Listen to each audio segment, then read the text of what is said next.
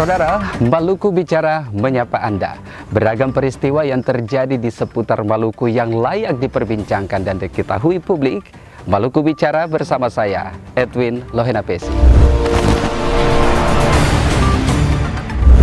Saudara pengusaha atau pelaku usaha kecil menengah yang ada di kota Ambon jangan pernah dipandang sebelah mata. Mereka memiliki kontribusi yang cukup besar terhadap pertumbuhan ekonomi yang ada di kota Ambon. Bagaimana pendapat mereka terhadap pertumbuhan ekonomi yang ada di kota Ambon? Ikuti perbincangan saya hanya di Maluku Bicara. Saudara, perekonomian Maluku, kota Ambon khususnya saat ini bukan dalam keadaan baik-baik. Terbukti dengan daya beli masyarakat yang cukup rendah saat ini. Untuk mengupas lebih jauh tentang perekonomian yang ada di kota Ambon, saya sudah berada bersama dengan Ketua Asosiasi Pedagang Merdeka Kota Ambon, Pak Alham Paleo. Selamat sore Pak Alham. Sore. Kabarnya gimana Pak? Baik? Baik. Baik. Pak Alham, sebagai Ketua Asosiasi Pedagang Merdeka Kota Ambon, Anda melihat perekonomian kita saat ini seperti apa nih? Ya, untuk saat ini terutama pasca COVID-19, Yes. saya melihat bahwa mungkin kebijakan pemerintah kurang berhasil dalam merecovery masalah ekonomi. Pemulihan ekonomi tidak berhasil sehingga berdampak sampai sekarang. Akhirnya perekonomian semakin melemah, daya beli masyarakat semakin rendah, tingkat kemiskinan semakin meningkat, lalu indikator-indikator misalnya tingkat kriminal semakin meningkat. Itu adalah indikator-indikator utama menggambarkan bahwa perekonomian kita tidak baik-baik saja. Berarti indikator-indikator yang ada seperti yang berujung pada kriminalitas, apa sebenarnya yang harus dilakukan oleh pemerintah itu sendiri untuk memperbaiki perekonomian kita yang ada saat ini? Iya. Selama ini mungkin yang kita lihat secara bersama mungkin pemerintah lebih berorientasi kepada kebijakan birokrasi pelayanan yang mengarah kepada kebijakan ekonomi, bagaimana memperbaiki persoalan ekonomi secara fundamental, terutama pelaku ekonomi kecil menengah, terus menambah lapangan pekerjaan. Ini yang mungkin pemerintah masih kurang maksimal sehingga ekonomi kita masih terseok-seok sampai sekarang. Emak saya bahwa ke depan pemerintah harus bertransformasi dari kebijakan birokrasi kepada kebijakan ekonomi. Karena ekonomi kota Ambon ini tidak punya sumber daya alam yang lain. Kita adalah kota dagang, kota pasar. Jadi ya pasar ini termasuk pasar utama, pasar Merdeka ini harus dibenahi dari segala sisi.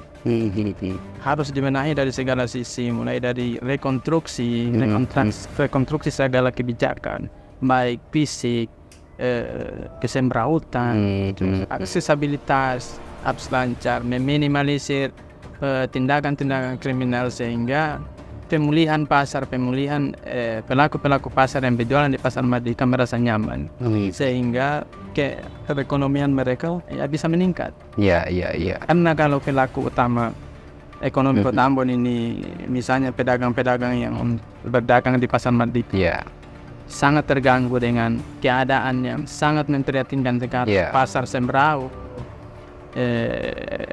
aksesibilitas tidak lancar, macet, terus kotor, angka kriminal sangat tinggi, pencopetan, tentu tidak menarik kepada masyarakat kelas menengah ke atas untuk datang ke belanja. Itu menjadi persoalan utama, persoalan fundamental yang harus diseriusi oleh pemerintah bagaimana memangkas persoalan-persoalan itu sehingga perekonomian kota Ambon ini terutama di Merdeka sebagai di pilar pertumbuhan ekonomi, mesin ekonomi kota Ambon itu bisa maksimal, bisa mendongkrak dan bisa memulihkan perekonomian kota Ambon secara keseluruhan. Artinya pemerintah harus menyiapkan fasilitas-fasilitas untuk mempermudah konsumen atau para pembeli, juga para pedagang yang ada itu harus diperbaiki sehingga mereka bisa nyaman, termasuk pengamanan itu juga. Dari fasilitas itu harus wajib. Contoh fasilitas tempat jualan harus nyaman, harus rapi, harus indah, harus tertata dengan baik, sehingga menarik daya beli masyarakat secara umum. lalu masalah keamanan kriminal tadi itu juga harus diminimalisir, kalau bisa dihilangkan. Ya. Bagi Anda sebagai Ketua Forum RT RW Negeri Batu Merah, Kota Ambon, kita tahu bahwa Batu Merah ini merupakan salah satu basis terbesar untuk pergerakan perekonomian yang ada, karena Mardika berada pada Negeri Batu Merah ini sendiri. Penataan ini sendiri apakah berdampak? Penataan ruang para pedagang ini apakah sudah sesuai dengan indikator-indikator yang ada atau masih kurang banyak? Iya, kita harus akui ya secara real fakta di lapangan bahwa dari segi tata kelola, kelayakannya, kedua pasar utama di Kota Ambon itu berada di Mardika dan Batu Merah. Nah, kita lihat secara bersama-sama hari ini secara fakta real di lapangan memang sangat tidak layak. Dari segi aksesibilitas, macet, ya tentu tidak menarik kepada siapapun untuk datang, karena terpaksa. Penataan ini yang harus diutamakan. Yang harus menjadi prioritas utama kepada pemerintah, bagaimana mencari solusi sehingga mendorong, menarik masyarakat untuk datang berbelanja ke dua pusat ekonomi ini tadi, yaitu Mardika dan Batu Merah. Jadi kalau kondisi sama seperti sekarang, siapapun yang akan mau datang untuk berbelanja pasti berpikir 2 kali, berpikir 1000 kali. Sudah macet, banyak pencopet, jalan rusak. Nah, ini yang harus menjadi prioritas utama pemerintah ke depan, bahwa ini harus dibenahi. Kalau Kota Ambon mau maju secara ekonomi, sejahtera, perekonomian meningkat, satu-satunya cara itu adalah membenahi pasar utama yang ada di Kota Ambon, terutama Mardika dan Batu Merah. Dari sisi fasilitas, pemerintah sekarang ini kan sudah menyiapkan membenahi pembangunan pasar Mardika yang saat ini kita sudah lihat. Apakah efisien tidak saat ini Anda melihat? Ya, memang persoalan pasar ini kan pemerintah juga tidak mungkin membalikan tangan, semudah membalikan telapak tangan ya. Tapi kami selaku pedagang yang memberikan apresiasi luar biasa kepada pemerintah, bagaimana perlahan-lahan menciptakan fasilitas. Contoh gedung Mardika yang ada baru mau launching ini, itu adalah tentu suatu kebanggaan bagi kita semua. Tentu menjadi ikon Kota Ambon yang diharapkan ke depan betul-betul menjadi awal dari transformasi ekonomi menjadi ekonomi yang baik, menuju ketatanan ekonomi yang lebih hebat, lebih bijaksana, lebih sehat, dan lebih sejahtera. Anda sebagai latar belakang sebagai pedagang kaki lima dan sekarang bertransformasi menjadi seorang pengusaha. Sebagai seorang pedagang, Anda merasakan campur tangan pemerintah saat ini seperti apa nih masalah UMKM? Jadi begini, persoalan transformasi, kemampuan pedagang-pedagang bertransformasi dari tradisional, dari pelaku pedagang kaki lima, dari kecil menjadi pengusaha, itu ada 2 sisi. Itu dari dia punya keahlian secara naluri, alami, kemampuan dia untuk bisa bertransformasi secara mandiri.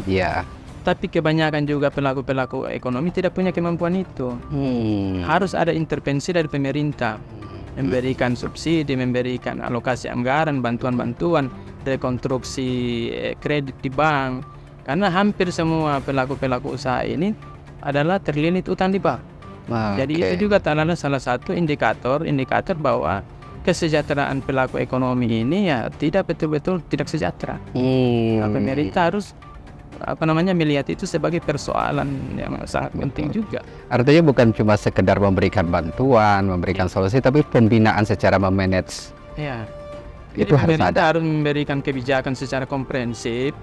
Secara komprehensif, baik berupa edukasi, pengadaan fasilitas, lalu terkait dengan pembiayaan keuangan, yang menjadi bapak angkat kepada bank-bank konvensional untuk menjaminkan kredit kepada pedagang-pedagang ini. Karena yang selama ini terjadi adalah sebagian besar pedagang mengalami kesulitan untuk berinteraksi dan bekerjasama dengan bank-bank konvensional. Mereka lebih cenderung kepada rentenir yang bunganya sangat tinggi, sangat beli, sangat jerat pedagang.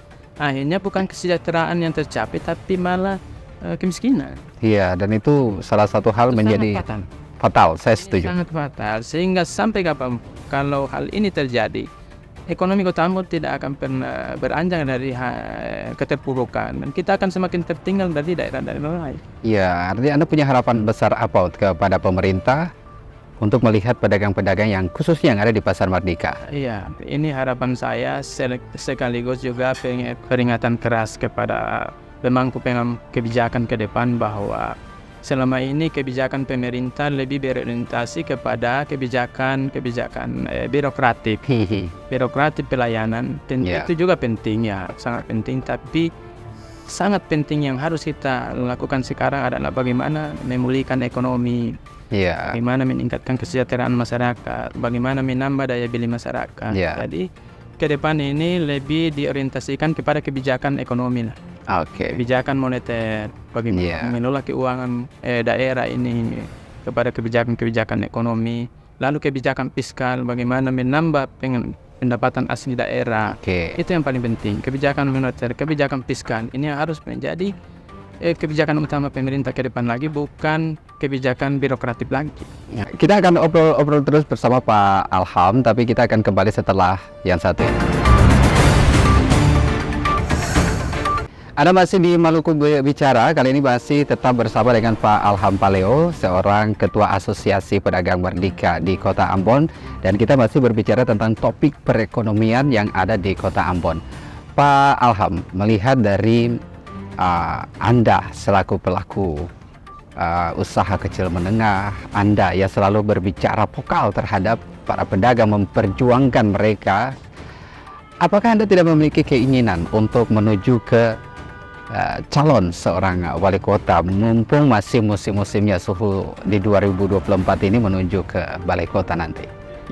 Kalau terkait dengan itu ya kita nanti melihat dinamika masyarakat, dinamika bagaimana respon dari masyarakat atau menginginkan itu. Tentu siapapun pasti ingin berkontribusi ke daerah, pun pasti ingin memberikan kontribusi kepada daerahnya, bagaimana memberikan sumbangsi pemikiran, gagasan. Kalau memang hal itu masyarakat menginginkan, ya nanti kita ikut dinamika masyarakat aja. Tapi Anda melihat sendiri bagaimana? Apakah ada dorongan dari masyarakat untuk ayo Pak Alham maju? Soalnya kita perlu dukungan yang harus tepat sasaran nih, daripada kita harus serukan terus nasib kita. Ada dukungan tidak nih Pak? Kalau terkait dengan dukungan, tentu saya kemana-mana pun terkait dengan kontestasi yang akan berlangsung di Kota Ambon, terkait dengan pemilihan kepala daerah, dimanapun berada, saya selalu didorong untuk mengarah ke sana. Cuma kembali lagi saya sampaikan bahwa itu adalah bagian dari dinamika masyarakat. Masyarakat, ekspektasi masyarakat, ya tentu saya memberikan apresiasi. Jika nanti ada pilihan, Anda mau jadi wali kota ataukah wakil wali kota? Semua kembali lagi dinamika yang ada. Jika nanti Anda menjadi atau calon sebagai wali kota ataupun wali kota yang ada, apa misi utama Anda? Terlepas daripada hal tersebut ya, misi utama saya tentu yang tidak terlepas dari bagaimana kepentingan ekonomi itu, bagaimana meningkatkan kesejahteraan masyarakat, bagaimana menciptakan daya beli masyarakat yang semakin tinggi, bagaimana meminimalisir segala tingkat kriminal. Itu hal yang sangat penting harus kita lakukan. Itu yang masih kurang ya kalau Anda melihat. Harapan Anda terhadap para pedagang dan juga pemerintah? Harapan kami ya selaku pedagang, tentu bagaimana pemerintah memberikan perhatian serius, memberikan kebijakan yang terkhusus kepada kepentingan pedagang, terus nasib pedagang yang selama ini semakin terseok-seok, semakin miskin, semakin tidak sejahtera, utang kiri-kiri. Bagaimana pemerintah membijaki hal itu sehingga mereka bisa memperbaiki kesejahteraan, sehingga mereka bisa bertransformasi dari pengusaha.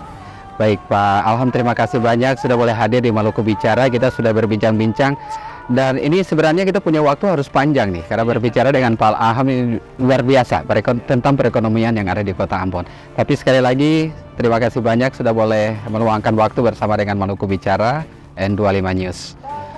Baik, sedang itulah perbincangan saya dengan Alham Paleo, seorang Ketua Asosiasi Pedagang Merdeka Kota Ambon dan juga Ketua Forum RT RW Negeri Batu Merah Kota Ambon. Perekonomian Maluku, perbincangan kami saat ini mudah-mudahan ke depannya bisa mengalami perubahan, pertumbuhan, khususnya para pedagang bisa mengalami transformasi dari pedagang kaki lima menjadi seorang pengusaha.